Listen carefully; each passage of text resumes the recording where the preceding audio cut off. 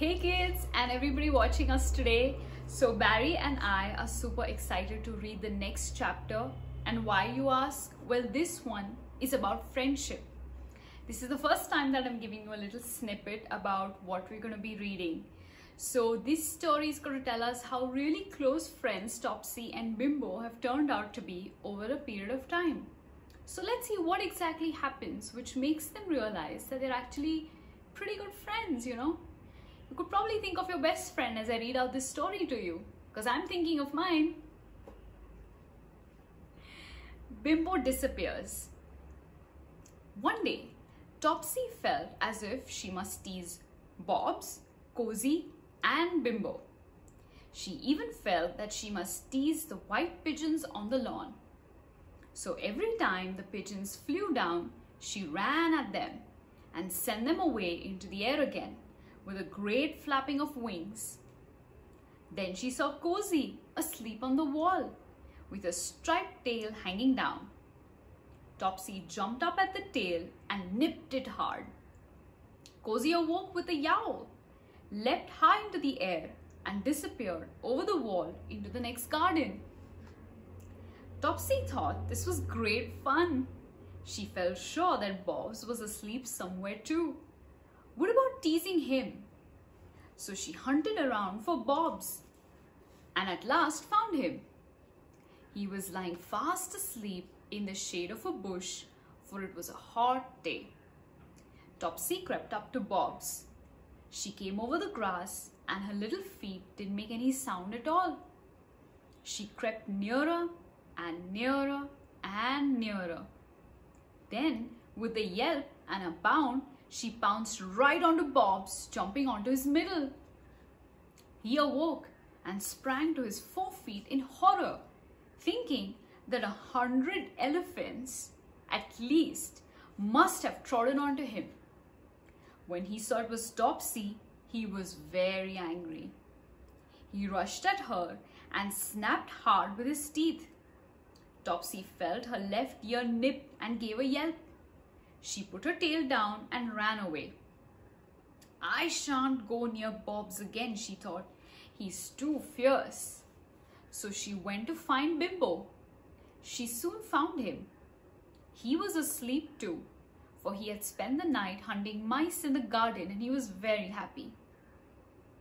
So there he was, his nose almost hidden in his paws, lying on the sunny seat at the bottom of the garden.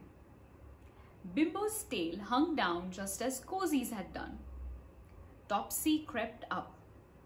She blew at the tail and Bimbo curled it up on the seat beside him. But soon it fell down again. Then Topsy nibbled at it as if it were her rubber bone. Nibble, nibble, nibble. Bimbo didn't like it. He half awoke up, curled up his tail again and went to sleep. Topsy waited till the tail fell down again and began to nibble once more. That woke Bimbo right up, and he was angry when he saw Topsy sitting nearby looking very innocent indeed, as if she didn't know anything about tails or about nibbling them either. Leave me alone, said Bimbo. I know you were fidgeting with my tail and I don't like it. Let me sleep in peace. But as soon as Bimbo went to sleep again, Topsy began to tease him. She tickled his nose, she blew down his fluffy ears, she tried to nibble his tail again. So in the end, Bimbo jumped off the seat and ran away to find a better place to sleep in. Topsy ran after him. I'll find you again wherever you go, she woofed. I'm having so much fun this morning teasing everybody. Bimbo ran round the house. Topsy went after him, but Bimbo could run faster, and when Topsy turned the corner, Bimbo was gone. Topsy ran round a little, sniffing hard, but she couldn't find Bimbo anywhere. Jillian came out in a little while with Imogen. Hello, Topsy, said Imogen. What are you sniffing round for? Do you want to come for a walk? I'm going out with my doll's pram. My dolls have been out here in the pram all morning and now they want to walk. But for once in a way, Topsy didn't want to go for a walk. She wanted to find Bimbo. So she ran off down the garden and Imogen went off with Jillian, wheeling her doll's pram. Topsy hunted for Bimbo again. Soon she heard the cook calling, "Bim, bim, Bimbo! Dinner! Dinner! Cozy! Dinner for you! Dinner! Nice fish! Come along!" Cozy appeared and ran to the kitchen door. Bobs wandered up, but the cook shooed him off. "No," she said, "you and Topsy have had your dinners. This is for Cozy and Bimbo. Now where is Bimbo? Cozy will eat up all of this if Bimbo doesn't hurry up." Topsy looked at the fine smelling fish on the plate. "If I find Bimbo and tell him his dinner's ready, maybe he will be pleased with me and give me a bit," she said to herself. So she went off again to find Bimbo. She looked simply everywhere and barked loudly for the kitten to come. "Bimbo, fish for dinner, Bimbo," she woofed. "Cozy's eating it all. What a silly kitten you are. Dinner, Bimbo, dinner." But Bimbo didn't come. It was most mysterious. After a while, even Bobs began to be worried. "Do you suppose anything has happened to Bimbo?" he said to Topsy. "He always comes when he's called, especially if it's for his dinner. I'm really rather worried." So then, Bobs began to hunt too, in all the places he knew. But Bimbo was gone. He just wasn't anywhere at all. So Cozy ate up all the dinner and then licked the plate. There was none left for poor Bimbo. "We must tell Jillian and Imogen when they come home that dear old Bimbo is gone," said Bob sadly. "Won't they be sad? But maybe they can ring up the police and tell them about Bimbo. Someone may have found him and taken him there." "I do wish I hadn't teased Bimbo this morning," said Topsy. "I feel very bad about it now." "Well, I hope you feel as bad about teasing me," said Bobs. "You are a perfect nuisance sometimes, Topsy. Oh look, here are the children coming back from their walk. Let's go and tell them the sad news." So up they ran and told the news to Jillian and Imogen. But somehow or the other, the children didn't seem worried at all. "Aren't you sad and sorry?" said Topsy in surprise. "You love Bimbo, don't you?" "Well, why do you smile when we tell you he has quite disappeared?" "Well, we're smiling because we happen to know where he is," said Jillian with a laugh. "Where?" cried Bobs and Topsy together.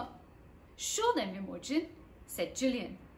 So Imogen lifted up the cover of her doll's pram, and there, curled up with Angela the doll, lay Bimbo, his tail round him, fast asleep. "Bones and biscuits!" cried Bobs. "Whoever would have thought of a hiding place like that? Did you take him out for a walk, Imogen?" "Yes," said Imogen. "You see, I didn't know he was in the pram, and off I went, pushing it, thinking that Angela was really heavy today.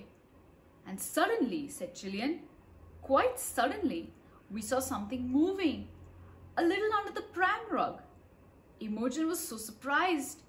She said, "Oh, Jillian, I believe Angela is kicking her legs about. Isn't that strange?" And then I looked under the pram rug to see, and I saw Bimbo curled up there fast asleep," said Imogen with a laugh. "I did get such a surprise. So we took him for a long walk with Angela, and he didn't wake up at all. He's so sleepy, the darling. And to think we've hunted and hunted all over the place for him," cried Bobs, quite cross. "We've run for miles all around and round the garden, and Cozy has eaten all of his dinner." When Bimbo heard the word dinner, he woke up at once. He sat up and looked down in surprise at Angela and the doll. Then he remembered how he had got into the pram to hide from Topsy. He looked over the side at the two dogs. "Well, you didn't find me," he said, wagging his whiskers a little. "What this I hear about dinner?" "Cozy has eaten all yours," said Topsy. "Every bit, and licked the plate too." "That's what comes of going in a doll's pram, silly." "Well, I like that," said Bimbo, jumping out. "Who teased me and made me hide in a pram? It's all your fault that I had to be taken off for a walk and I didn't know anything about my dinner. I'll never speak to you again, Topsy." And Bimbo stalked indoors with his tail held straight up in the air, looking as haughty as could be. Topsy was very upset. She ran after him. "Bimbo, don't be cross. I'm sorry." "No, you're not," said Bimbo. "I know you. You're a horrid, teasing puppy dog, and I don't know why I liked you. I shall never like you again. Don't dare speak to me." And no matter what poor Topsy tried to say or to do, Bimbo, he wouldn't even look at her. He wouldn't even speak to her or play with her. "What shall I do about it, Bob?" said Topsy sadly. "Bimbo is my very best friend. It's dreadful to quarrel like this." "Well, you must put it right," said Bobs. "You made him lose his dinner. Why not give him your supper when it comes? Maybe he won't feel so angry with you." "That's a good idea," said Topsy, cheering up a little. So when Mistress put down her supper, she didn't gobble it up, but only just sniffed at it. "Tails and whiskers, it's such a nice supper," groaned Topsy. "Mince and gravy and biscuits all mixed up together. Oh my!" But Topsy didn't touch it. Instead, she ran to where Bimbo was curled up in front of the nursery fire. "Bimbo," she said. "Be quiet and go away," hissed Bimbo. "I feel like scratching tonight, so be careful." "Bimbo, I've got something for you," said Topsy. "Yes, a few more nibbles, I suppose," said Bimbo. "Well, I've got about 100 scratches in my claws. Just come a bit nearer and you shall feel them." "Bimbo, I have got a few nibbles for you," said Topsy, "but not the kind you mean. My supper is down in the kitchen. You can have it all for yourself. It is mince and gravy and biscuits." "Oh, Topsy, do you mean that?" said Bimbo, jumping to his feet at once. "Where is it? Quick, take me to it. I'm so hungry. I could almost eat the plate too." "No, don't do that or the cook will be cross," said Topsy. "Come on, before Bobs finds it and gobbles it up." So downstairs they went, and before 10 minutes had passed, the supper was all eaten by Bimbo. He chewed the mince carefully. He crunched up all the biscuits. He licked up all the gravy. "How slowly you eat," said Topsy with a sigh. "I could have gobbled that up in half a minute." "Did you enjoy it, Bimbo? Will you be friends now?" "Of course," said Bimbo, beginning to wash his whiskers carefully. "Look, Topsy, I've left the plate for you to lick. There is still a little gravy on it." So Topsy licked the plate quite clean and enjoyed it. Bimbo washed himself all over and then strolled upstairs again. Topsy's basket was there. Bimbo jumped into it and curled himself up there. "Where am I to sleep?" said Topsy. "That's not a friendly thing to do, to take my basket, Bimbo. I thought we were going to be friends again." "So we are," said Bimbo, making room for Topsy beside him. "We're going to sleep in the same basket. I can't be friendlier than that, can I? When a kitten and a puppy curl up together, that shows that they are the best of friends." "Woof," said Topsy in delight and jumped into the basket beside Bimbo. Soon they were curled up together, fast asleep. And when Jillian and Imogen came into the nursery, how they smiled. "Look," said Imogen, "what friends they are. I'm sure they never quarrel. But she wasn't quite right, was she? This was such a cute story. I'm sure you were thinking about your best friend and all of the mischievous things you do with them. So here's a hi to you and your best friend, and maybe you should go give them a call now. I'll see you next time.